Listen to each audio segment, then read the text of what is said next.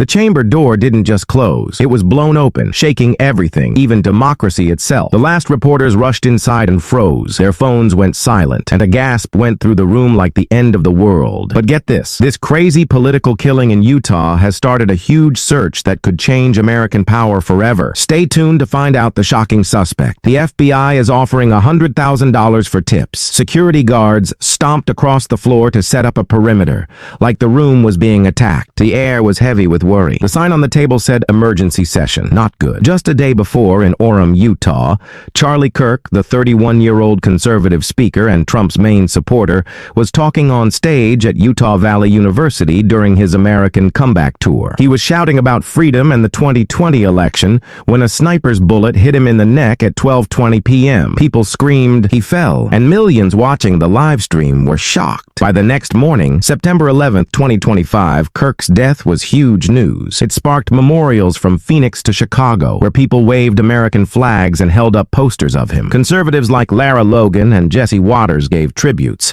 calling him a patriot who died too soon. The FBI got over 1,000 tips, the most since the Boston Marathon bombing. They all pointed to a lone shooter on the roof of the Losi Center who disappeared in the chaos. Congress was called back not for speeches or photos, but to figure out what happened. All eyes turned to one chair, Donald J. Trump. He always seemed to be at Kirk's rallies. Now he sat stiffly, his jaw tight, gripping a bunch of notes. His aides were in a panic, trying to write speeches. Democrats looked eager to attack. Republicans sat back defending themselves. The public gallery was full of people who had waited all night to get in. Students, veterans, everyone. They all felt like history was about to be made in a big way. The chair's gavel slammed down, echoing like a gunshot. The room went dead silent, like everyone was holding their breath, waiting for something bad to happen. Then bam! A leaked audio clip from Kirk's last rally surfaces. It turns out he was quoting Trump right before he was shot. And get this, it all links back to a 2016 speech the FBI is now checking. The chair spoke, his voice rough. We're not just going through the motions. This is serious. America's not just sad about one person dying. It's like something broke in our country. Why did a bullet hit him on a stage meant for talking? And it's happening while things are getting violent all over. From protests in Michigan to threats at churches in Texas. This whole mess is fueled by the stuff people are saying that's turning us against each other. Trump looked straight ahead, but his eyes flicked over to the reporters who were snapping pictures like crazy. You could see every drop of sweat, every little twitch that showed he was getting nervous. The atmosphere was heavy, like a noose tightening. Kirk's family, his wife Erica and his 2 little kids, were grieving. People nationwide were angry, blowing up on social media. Justice for Charlie and No More Blood were trending,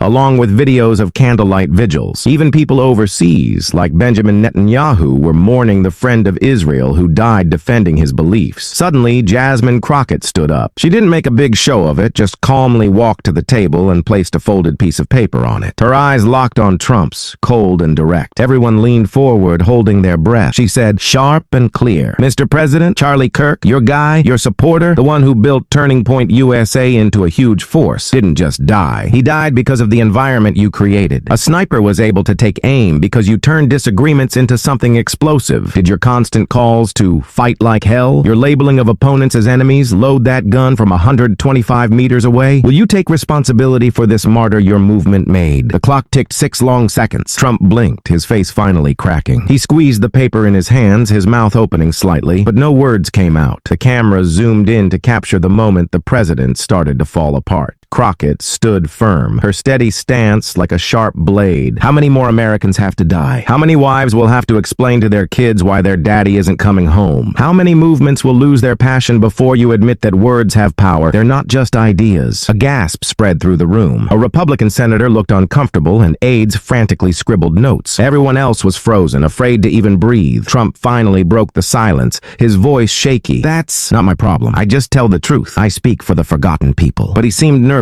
People sensed he was vulnerable. They all knew what was happening in homes across the country, where families were watching the footage of Kirk clutching his neck while saying, if they come for me, they come for you. It was the same line Trump said at a rally in Florida in 2016. The video was time-stamped at 7:14 p.m., the shooting at 7:16. People online were already analyzing those 2 minutes. Crockett moved closer, like a predator. Truth or lies? Truth doesn't kill kids in Phoenix. It doesn't make schools deadly. It doesn't make a 31-year-old guy from Arlington Heights, whose mom was a counselor and dad was an die while quoting your words because a sniper on a roof took a shot from 125 meters away. Trump looked away from her, towards the committee chair, then up at the ceiling, anywhere but at Crockett's accusing stare. Outside, the crowd's shouts cut through the Capitol's walls. No more blood! No more blood! Vigils had popped up everywhere, from parks in Lamont, Illinois, where people left flowers, to streets in Salt Lake, where the governor called it a political murder. Crockett continued, "This isn't about Republicans versus Democrats. It's about the heart of our country versus the poison that's infecting it. Leaders like you avoid responsibility while families like Erica's bury their loved ones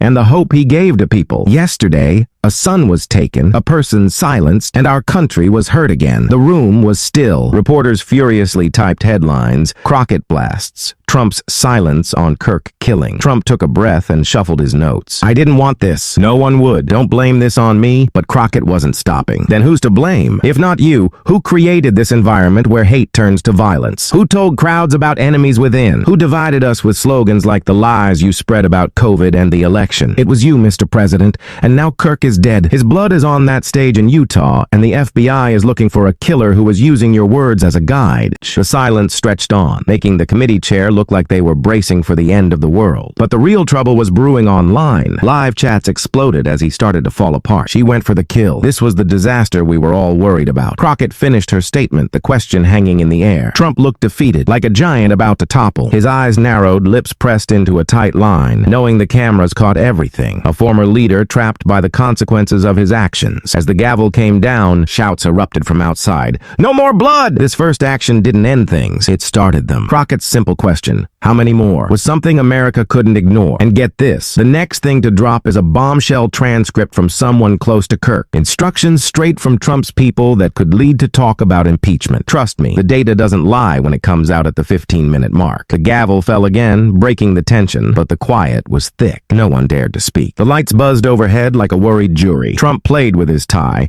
a meaningless gesture to show he was still in control, even though he wasn't. Reporters rushed forward, not just recording the event, but witnessing history. It was clear, a leader caught in a mystery, trying to escape. It's a moment that will be remembered forever. But Crockett didn't give up. She was in charge now. In the world of politics, silence means guilt, and she used it perfectly. She read the page again. Don't separate the horror in Orem from what caused it. Kirk stood on that stage to get college students excited about conservatism, but his applause turned to silence because of a bullet. That bullet didn't come from nowhere. It grew from anger, paranoia, and division. And you, Mr. President, helped create that environment. A wave of unease spread through the room. Some politicians nodded in agreement. The shouts outside got louder. "Stop the chaos! Save the country!" Crockett went deeper. Kirk isn't just anyone. He's what your movement created. His beliefs were your teachings. Your message was his guide. Now he's gone. Don't pretend this death is abstract. His blood is on our land. Trump looked away, jaw tight. An aide scribbled notes frantically, but nothing could stop the damage that was happening in real time. One politician tried to object. "Not the place!" But the chair cut him off. "She has the floor." The politician went silent. Crockett continued, voice quieter now, making everyone listen closely. "Don't make his death a sensation. Don't exploit his name. But understand this. Politicians fuel hatred. Disagreements can lead to disaster. And dangerous words create violence. What happened in Orem is the result of that. Silence. The gallery was uneasy. People held their breath. Some whispered prayers. Trump raised his voice, trying to take back control. Anger is everywhere. The country's anger isn't my fault. No one listens to the ignored. Their anger, no one cares about their pain. Crockett stood firm. Listen to the anger, fix the anger, but you chose weapons. You called your opponents enemies. You said compromise was treason. You started a fire and a lot of people walked towards the flames. Are you really surprised by the destruction? The room was silent again. In the back, an older woman clutched her purse. Someone next to her whispered, "She's saying what no one else will." Microphones picked up the heat of the moment, broadcasting it to people watching everywhere. Crockett continued, "This isn't about parties. It's not about voting. Is this a place for debate or a bloody arena? That was decided yesterday. If we don't change, if our words don't lead to action, yesterday will mean nothing." Trump changed his stance, really leaning into using his voice, saying people are fed up with being blamed and held down. He thinks he should be able to speak freely and call people to his side. Crockett narrowed his eyes and asked if that's calling people together or just causing more violence. He told the president that they need to go in a different direction, saying that what they had before is gone and this new way is hurting them. The room room was uneasy. People whispered and scribbled notes like crazy. The hashtag mute no more, Jack Crockett clash, Jack Kirk kin slain started trending. The speaker banged the gavel, restoring order. She said that they need to keep things calm.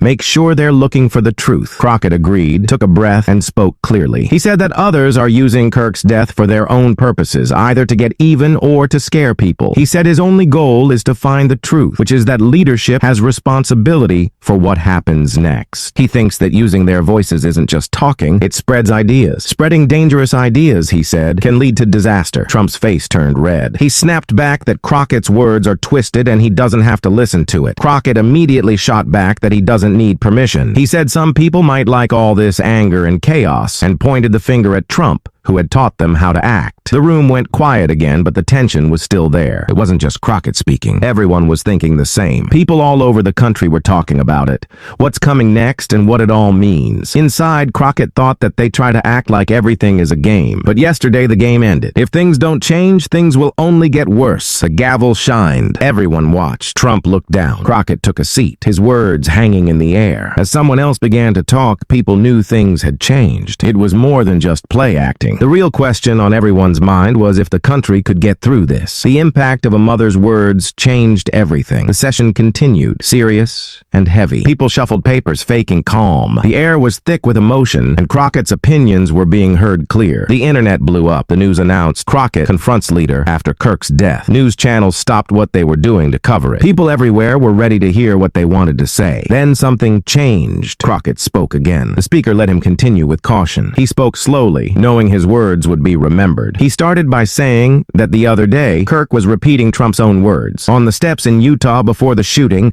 Kirk said words to the degree of treat me bad, I'll treat you bad. Those were the leader's words, and Kirk was following them. With this, did the room agree that they want this? Everyone held their breath. Trump's jaw dropped. He mumbled and adjusted his microphone, saying that folks know what he means. Crockett pushed him, asking if they really know, or if they're just turning him into an outcast. He thinks that the leader has changed the country with sayings, beliefs, and rallies like a show. Crockett reminded everyone that just the other day, the leader's words led to this. The gallery went silent. People stared. Big shots looked impressed. Trump backed down, looking messed up. His aides' attempts to speak failed, like the script was canceled. Crockett finished, don't guess. The data says the broadcast happened at 7:14 p.m. At 7:16, something was launched. You could hear it in both ears. It explains what happened later. Your speech blocked out the truth. Reporters rushed forward. The people in the room wondered, both ears? A really bad number was coming. Trump tried to talk louder. I didn't set anything off. It's been tampered with. I wasn't involved. Crockett didn't back down. Nobody's telling stories here. The truth is bigger than any cover-up.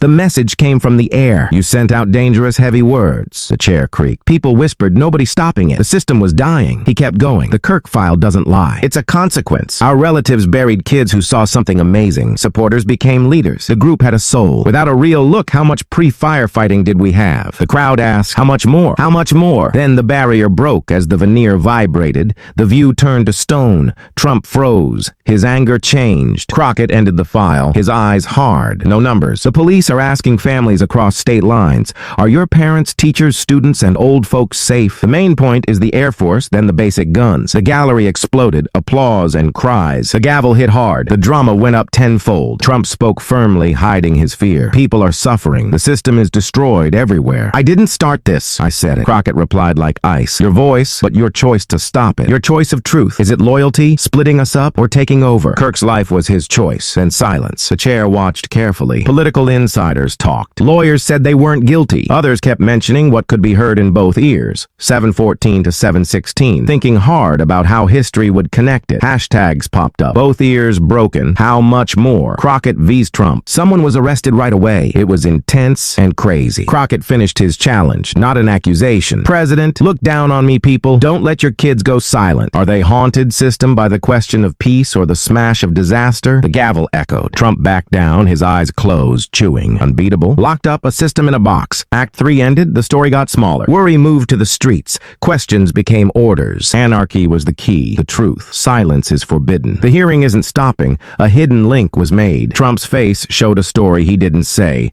He leaned back, arms crossed, eyes playing between the chair and the gallery. He wasn't in control, he was trying to escape. It was useless today. The chair gave in, the place fell apart. Normal questions, boring scripts. Now, Crockett is calm, Trump is silent. The rest doesn't matter. Reporters whispered, pens moving. A banner waved, both ears. Duty turned away. Questions were locked up. But the numbers are coming that will destroy what we think we know. Violent clips link right to one message, and nobody will believe how much comes before the end. The gavel fell again. Control was gone. Fear, a stone echo. The storm never stopped being calm. Trump jumped up, random old papers flying, something to stand on. Nothing held, reality changed. Crockett stood up too, not rushing. Silence grew. The noise was deafening. He spoke. The numbers tell a story. His voice was calm but sharp. Not one death or disaster. The plan. 5 years ago, America, 360-plus political attacks happened. The same number. Houses, states, meetings, cities. Not a coincidence. Culture. A growing culture. I show you. Dates, places in order. What's in common? Words, slogans, your name, rallies, replay. Look closely, President. Not a trick or idea. The words burn. The gallery slowly understood. They didn't believe it at first, but nodded in grim acceptance. The reporters went wild, pens creating a twilight viewing. Trump snapped, voice like nails on a chalkboard. My actions aren't about fixing blame. It was the election. It was their fault. I never said anything villainous. Crockett shot back. No need to twist things. The record speaks for itself. Your rallies, your own words, your demands. Fight like hell, treating opponents like enemies, using violence to get your way, and dodging responsibility. Someone always pays the price. Her words hit hard. No yelling or drama, just precise, syllable by syllable. She cut him down. Trump shook his head, muttering, "It's all fake, twisted, taken out of context." Crockett didn't flinch. Context, telling grieving families lies. Our people didn't die for some fight. Context doesn't bury bodies. Reality does. The chair leaned back, hands clasped, watching. The camera wasn't on him. This was all about the questioning. Crockett looked straight at him. This isn't something totally before. Leaders in the past thought that craziness would make those walk a clean path. Nixon had his enemies list. Reagan joked about bombing Russia. Thing is, there were results, not jokes or excuses. Today, history's being written. Trump gripped the mic tightly. His voice cracked a little. You want to paint me as the bad guy, but I brought people hope, power. Crockett was icy, precise. Hope doesn't end with bodies on display. Power isn't proven by graves. If your legacy is fear and rage, and you didn't give America hope, you stole it. The camera held still. The only movement was the camera light blinking. In the gallery, a veteran hung his head. A mother squeezed her daughter's hand. The weight of the moment pressed down on everyone inside and outside the room. Crockett continued, "We can't excuse the fringe. Patterns repeat. Tragedies grow. Accidents stop being accidents. People start to expect them. And yesterday, America learned to expect another display, another shooting, another list of names. This isn't freedom. It's failure." Trump let out a sharp breath, frustrated. You don't get loyalty. Kirk was loyal. He believed, so he fought. He fought for me. It's not failure. It's guts. Crockett's eyes went cold. Guts are speaking the truth without fear. Guts are standing up for justice even when it costs you. Guts aren't dying for a slogan. Guts aren't collapsing on a display because you made politics into war. That's not guts. That's a disaster. A murmur moved through the room. The chair banged his gavel, the sound weak against Crockett's wave. The scribes were alert. Phones buzzed with political updates. The news crawls showed Crockett versus Trump, legacy questioned. Trump sat back, breathing heavily, lips tight. A fighter diminished. A man surrounded by shadows. Shadows of allies fading away. Shadows of numbers that couldn't be erased. Shadows of questions that wouldn't go away. On the periphery, news spread. Answer the question. Answer the question. Voices merged. Crockett brought it full circle. A cold warning. President, power isn't about dodging. It's not about shrugging. It's about answering. And so far, the only answer America's heard from you is silence. But silence doesn't protect the country. Silence doesn't bring back the dead. And silence won't save you from the truth. The gavel banged repeatedly. The sound was hollow. Trump sat still. The cameras captured the play of emotions on his face, the undeniable reality. The country heard the question, and it wouldn't forget. But the receipts about to surface will devour. Leaked chats and emails that prove it all. And believe me, the mother's email in the final isn't one you can miss. The air was heavy. Crockett didn't let up. The moment was a weapon. She stood again holding thin papers. Not the big showy kind, but slim, deliberate, fragile. The camera tensed. President, she said, her voice even. We've talked about responsibility, about the culture, about the results. Now, about the record.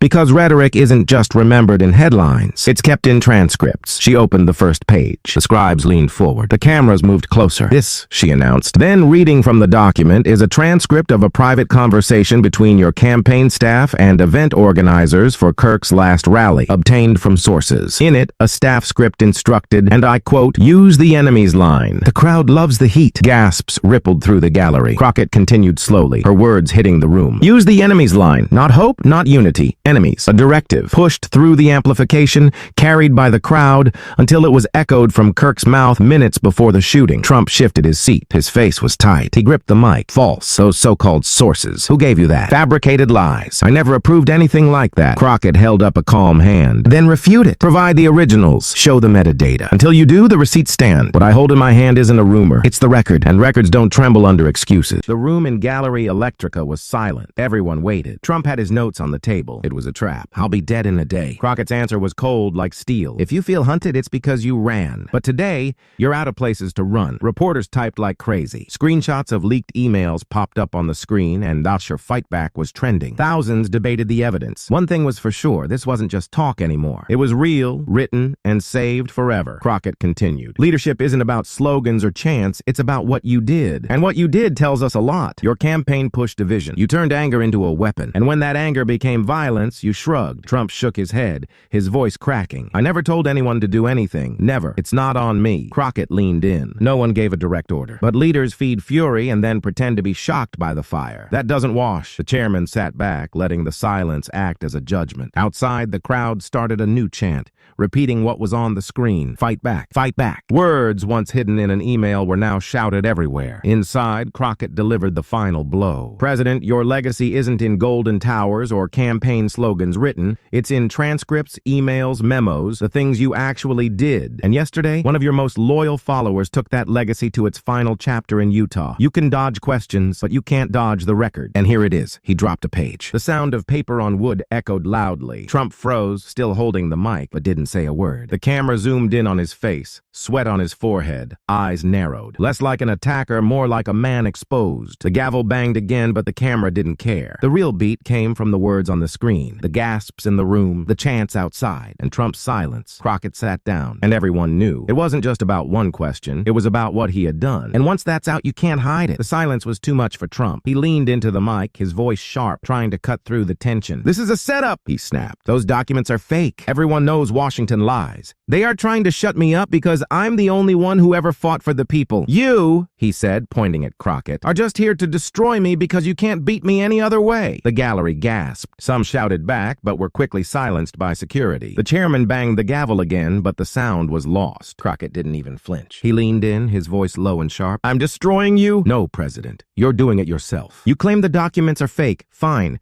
Then release the originals. Show the world the truth. Because until you do, denial isn't a defense. It's an admission. Trump shook his head, flipping through papers, muttering about conspiracies, words flying everywhere as if volume could replace the clarity. I'll be dead in a day. The crooked press, crooked politicians, all of them. They twist every word. I said fighting for the people, not violence. And now you will blame me for one tragic act. This isn't justice. This one is persecution. Crockett cut him off. Justice is accountability. Persecution is when the powerful try to silence the powerless. You aren't powerless, President. You never were. You have the mic, the stage, the movement. And when you turn those things into weapons, you can't call yourself a victim. The camera panned around. Some of Trump's own party members looked away. The victim story rang hollow in the marble hall, especially against the things we did being shown on the screen. Trump tried again, his voice rising. Kirk was a patriot. He believed in America. Don't smear his memory to hurt me. He died because the country's dangerous. Because people are angry, not because of me. Crockett narrowed his eyes, his voice quiet but precise. He died because we promoted anger. He died because words became actions. And you, President, told millions that their enemies were your enemies. You can't light the fire and then claim to be shocked by the cremation. The words hit harder than any shout. The camera stayed still. Trump leaned back, red-faced, his staff whispering things that helped nothing. Silence was a clearer defense. Crockett pushed forward. You call him a patriot, then honor him by owning the truth. Patriots don't run from responsibility. They face it. And today, in this room, with the whole country watching, you are running. The gallery burst into whispers. The phrase was echoed online right away. He's running. Screens across America showed clips of Trump's face, cornered, avoiding eye contact. Trump tried one last attack. You don't understand loyalty. Thousands follow me because I fight for them. That's why you're afraid. That's why you're attacking me, because I am unstoppable. Crockett leaned in, his tone icy. Loyalty without truth isn't strength. It's blindness, and blindness in politics is deadly. Ask Kirk's family if loyalty protected him. Ask the country if loyalty without responsibility makes us safe. The answer is written in grief. The camera froze. No one moved. The gavel didn't fall. Even the chairman seemed paralyzed by the weight of the words. Outside, things had shifted again. Answer the question. No more blood. Voices rose into the night, joining candles now flickering at vigils. Trump's counterattacks had failed. He had shouted, deflected, and accused. But Crockett had answered every strike with precision,